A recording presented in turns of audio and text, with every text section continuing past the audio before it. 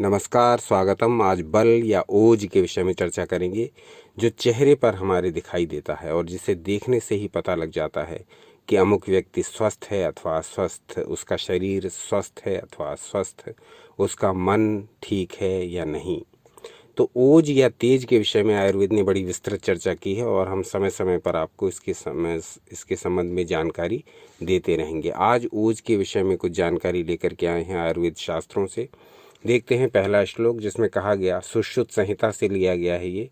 इसमें कहा गया, रसादीनाम शुक्रांतानाम धातूनाम यथा परम तेजस्तत् खल्वो जस्तदेव बलमित्युच्यते शास्त्र सिद्धांतात्।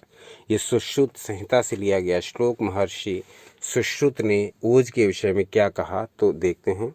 रस धातु से लेकर शुक्र धातु तक 7 धातुओं का जो उत्कृष्ट तेज रूप सार होता है वह ओज कहलाता है और उसी को बल भी कहते हैं। स्पष्ट समझ जाइए ओज क्या होता है। हमारे अंदर 7 धातुएं होती हैं और ये 7 धातुएं हैं रस, रक्त, मांस, मेद, अस्थि, मज्जा और शुक्र। तो ये 7 धातुएं अगर पुष्ट हैं हमारे शरीर में, ठीक काम कर रही हैं, तो हमारा ओज भी पुष्ट होगा, हमारा चेहरा भी ओजस्वी होगा, तेजस्वी होगा। और इनमें से कोई भी धातु यदि गड़बड़ हो रही है, किसी भी धातु में वैषम्यता आ गई है, ऊपर नीचे हो रही है, कमी आ गई है, दुर्बल है, तो हमारा ओज भी डिस्टर्ब हो जाएगा, हमारे चेहरे का तेज निश्चित रूप से डिस्टर्ब हो जाएगा। आयुर्वेद इस विषय में बड़ी डीप डिटेल प्रस्तुत करता है।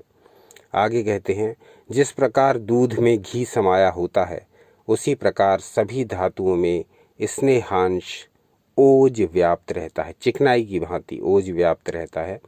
शरीर में ओज रहने से ही सभी प्राणी प्रसन्न रहते हैं। ओज के बिना जीवन टिक नहीं सकता। यह गर्भ का आदि सार है। यह सार चक्कर लगाता हुआ पहले हृदय में प्रवेश करता है। इसके नाश से शरीर का नाश हो जाता है। यह हृदय में स्थित रह कर के जीवन धारण कराता है। यह शरीर के रस का स्नेह है जिसमें प्राण प्रतिष्ठित हैं। ओजः सोमात्मकं स्निग्धं शुक्लं शीतं स्थिरं सरं विविक्तं मृदुं रत्सनं च प्राणायतनमुत्तमम्। ये महर्षि सुश्रुत के वचन हैं। तो ओज के कार्य क्या हैं? ओज शरीर को कांतिमान बनाता है, शक्तिमान बनाता है, स्थिर और सबल बनाता है। यदि हमारे शरीर में ओज भरपूर मात्रा में है, ओज की वृद्धि है, तब हम अलग से दिखेंगे, सुंदर, स्वस्थ। लेकिन यही ओज यदि डिस्टर्ब है हमारे शरीर में, तो हमें देखने से ही पता लग जाएगा अमुक व्यक्ति को कि इसके शरीर में कोई ना कोई विकार है, कोई ना कोई उपद्रव है, कोई ना कोई रोग है, इसके मन में कोई ना कोई कमी है। तो ये चीज़ें ओज के ऊपर डिपेंड करती हैं। 7 धातुओं से ओज बनता है। इन 7 धातुओं में से एक भी धातु डिस्टर्ब है तो हमारा ओज भी डिस्टर्ब हो जाएगा। कहा गया, ओज शरीर में स्थित धातुओं को सबल बनाता है। वह प्रत्येक अवयव को दृढ़ता प्रदान करता है, प्रत्येक अंग को पुष्ट करता है। कायिक, वाचिक तथा मानसिक समस्त क्रियाकलापों को सामान्य रूप से संपन्न कराता है।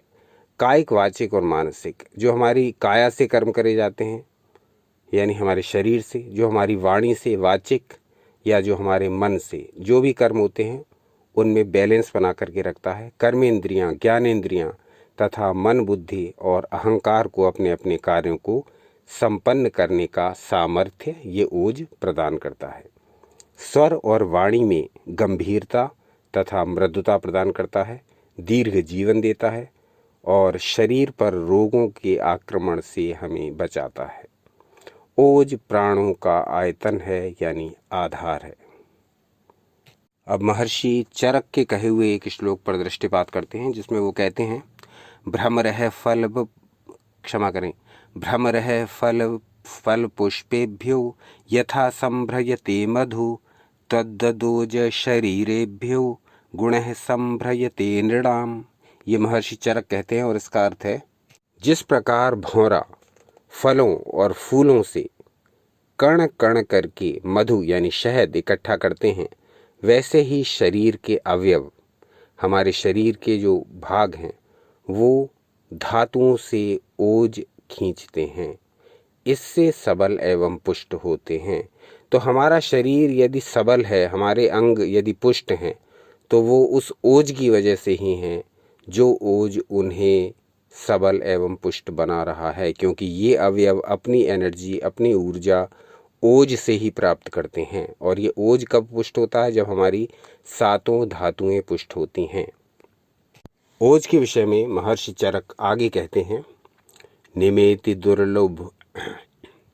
निमेति दुर्बलोभीक्षणं ध्यायति व्यथितेन्द्रियः दुश्छायो दुर्मनारोक्षः क्षामश्चैवोजसः क्षये।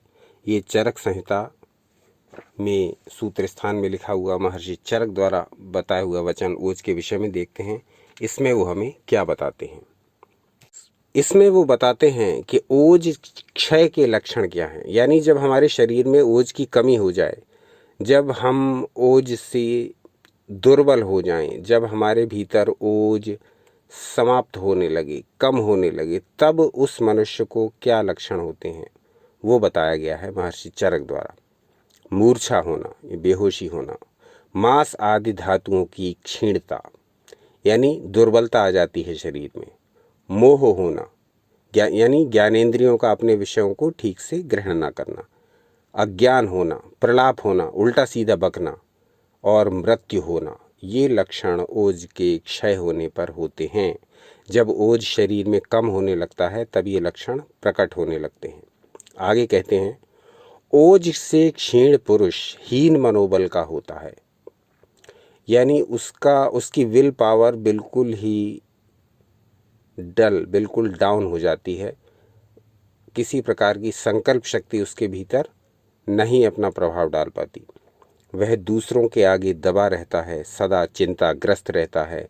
उसकी इंद्रियों की शक्ति नष्ट होने लगती है, शरीर की कांति विकृत हो जाती है, तेजहीन हो जाता है, क्षीणकाय तथा रुक्ष यानी रूखे शरीर वाला हो जाता है। ये उस व्यक्ति के लक्षण हैं जिसके भीतर ओज की कमी, तेज की कमी होने लगती है। अब आगे महर्षि बताते हैं कि इस ओज क्षय के कारण क्या होते हैं। यानी क्यों हमारे शरीर में ओज की कमी हो जाती है, क्यों हमारे शरीर में ओज डिस्टर्ब हो जाता है, कम हो जाता है, उसके जो कारण हैं वो बताते हैं। और कहते हैं, आघात, चोट लगने, धातु क्षय, वीर्य को अधिक नष्ट करने, क्रोध, ज़्यादा क्रोध करने, ज़्यादा शोक करने, चिंता करने, अधिक श्रम करने और अधिक उपवास करने, इन सब कारणों से ओज का क्षय होने लगता है। कहते हैं, अभिघातात क्षतात कोपाच्छोकाद ध्यानाश्रमात् क्षुधः ओजः संक्षीयते येभ्यो धातुग्रहण निःसृतम्। ये सुश्रुत संहिता के सूत्र स्थान से श्लोक है। महर्षि सुश्रुत के वचन है ये, और इसमें ये बताते हैं कि ओज किन किन व्यक्तियों का कम होने लगता है। अब आगे बताते हैं कि ओज को पुष्ट करने के क्या उपाय हैं। यानी हम कैसे अपने ओज को, अपने तेज को बढ़ा सकते हैं, अपनी जीवनी शक्ति को। ओज का अर्थ समझिए जीवनी शक्ति। अपनी जीवनी शक्ति को किस प्रकार से बढ़ा सकते हैं उसके उपाय बताते हुए कहते हैं, ओज पुष्टिकारक उपचार। इसमें कहते हैं, मानसिक प्रसन्नता, मनोनुकूल सुखप्रद आहार विहार। यानी आप प्रसन्न रहिए, जितना संभव हो प्रसन्न रहने का प्रयास करिए। मनोनुकूल सुखप्रद आहार विहार यानी इस प्रकार का भोजन करिए, इस प्रकार के स्थानों पर रहिए, घूमिए जहाँ पर आपके मन के अनुकूल जान पड़े। भोजन भी इस प्रकार का कीजिए जो पुष्टि भी दे, जो स्वादिष्ट भी हो। निर्द्वंद्वता यानी किसी भी प्रकार के राग, द्वेष और चिंताओं में अधिक अपने आप को व्यथित न करें। सुख दुख, हानि लाभ, यश अपयश आदि में समान स्थिति बनाने का प्रयास करें। मस्तिष्क को विचलित न होने दें। मधुर, स्निग्ध, शीतवीर्य, लघु एवं पथ्य भोजन करना। इस प्रकार का भोजन करें जो आपके शरीर को हानि ना पहुंचाए। मधुर भोजन करें, स्निग्ध चिकना भोजन करें, शीतवीर्य ठंडी प्रवृत्ति वाला भोजन करें, यानी आपके शरीर में अधिक विकार उत्पन्न न कर पाए, ऐसा कोई भी भोजन आप न करें। तो ये आपके ओज को डिस्टर्ब नहीं करेगा, आपके ओज को पोषण देगा। लघु एवं पथ्य भोजन करना, यानी पथ्य का अर्थ ये है कि इस प्रकार का भोजन जो परहेज वाला हो, यानी कि यदि आपको कोई रोग है तो उस रोग में जो भोजन आपको नहीं लेना है वो आप बिल्कुल मत लीजिए, और मात्रा भी लघु रखिए, यानी भोजन बहुत अधिक मात्रा में नहीं करना है। तो बताया गया कि ये सब साधन ओजवर्धक होते हैं। इसमें दुग्ध, जीवनी वर्ग की औषधियाँ, रसायन एवं वाजीकरण द्रव्यों का सेवन उत्कृष्ट ओजवर्धक है। तो महर्षि ने ये भी कहा कि ये वस्तुएं ओज को बढ़ाने वाली हैं, जैसे दूध हुआ, जीवनीय गढ़ की औषधियाँ। जीवनी गढ़ की औषधियाँ जो होती हैं उसके बारे में आप कमेंट करेंगे तो उस पर अलग से वीडियो बना देंगे।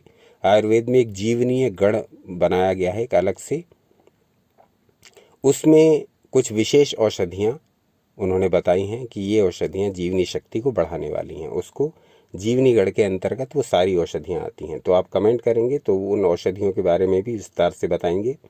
तो कहा गया ओज को बढ़ाने के लिए जीवनीय गढ़ की औषधियाँ, दूध, रसायन और वाजीकरण द्रव्यों का सेवन उत्कृष्ट फल देता है।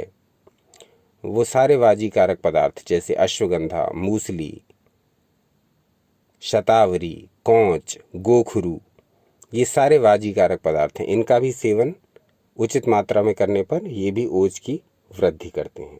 और रसायन हैं जैसे हरण है, बहेड़ा है, आंवला है, लहसुन है। तो ये रसायन भी उचित मात्रा में प्रयोग करने पर हमारे ओज को बढ़ाते हैं, हमारे तेज को बढ़ाते हैं। कहा गया मधुर स्निग्ध शीतानि लघूनि च हितानि च ओजसो वर्धनान्याहुः तस्माद् बालांस्तथा शवेत्।